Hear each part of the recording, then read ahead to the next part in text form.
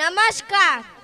मत कर परवाह उनकी जो आज देते हैं ताना, मत कर परवाह उनकी जो आज देते हैं ताना, झुका देंगे ये सर जब आएगा तेरा जमाना।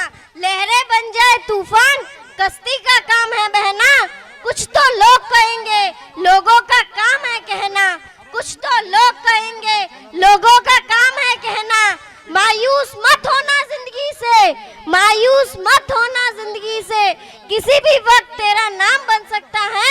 अगर दिलों में हो आग और हौसले हो बुलंद, तो अखबार बेचने वाला भी कलाम बन सकता है।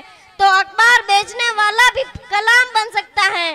परम आदरणीय मंच पर विराजित संत महात्माओं के श्री चरणों में वंदन।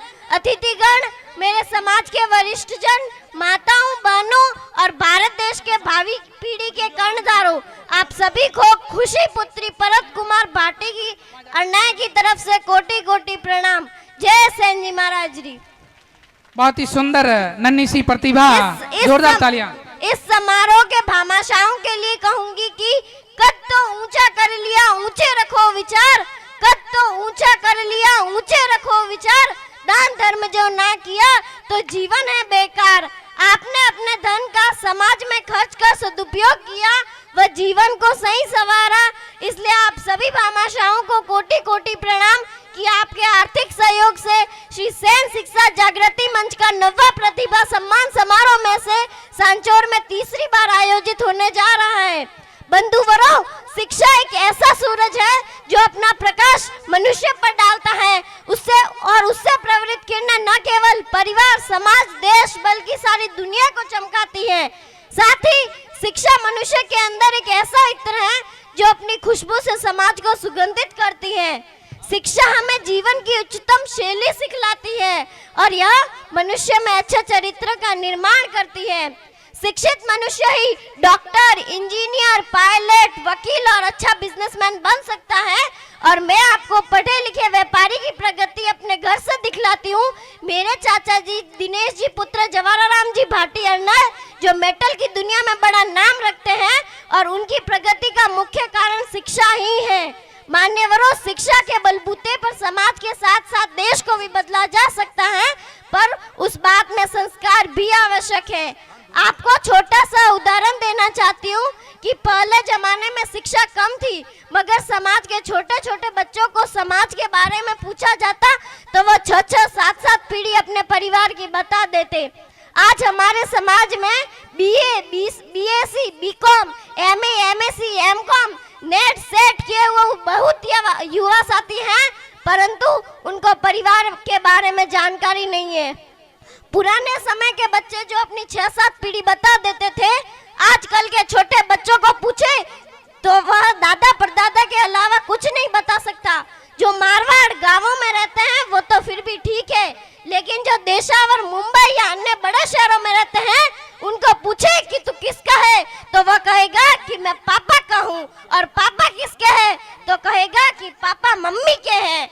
ये हंसने वाली बात नहीं है। ऐसा इस बात को बदलने की जरूरत है। आत्मचिंतन की आवश्यकता है। और लिखा हुआ भी है, शिक्षा है पर संस्कार कटे हैं, घर मोटा है पर परिवार कटे हैं, रिश्ता गणई है पर प्यार कटे हैं, और भोजन तो बढ़िया पड़ा है पर मनवार कटे हैं। युवाओं को एक बात कहना चाहती हूँ कि आपको हमेशा आगे बढ़ते रहना है। चाहे शिक्षा का क्षेत्र हो, चाहे राजनीति का क्षेत्र हो, चाहे खेल का क्षेत्र हो अथवा बिजनेस का क्षेत्र हो, आपको हार नहीं माननी है। कहना चाहूंगी कि रात है काली हरगज, रात ढळेला दिन उगेला, मेहनत करतो रेजे भाईड़ा, मंजिल तक तू पक्को पूगेला।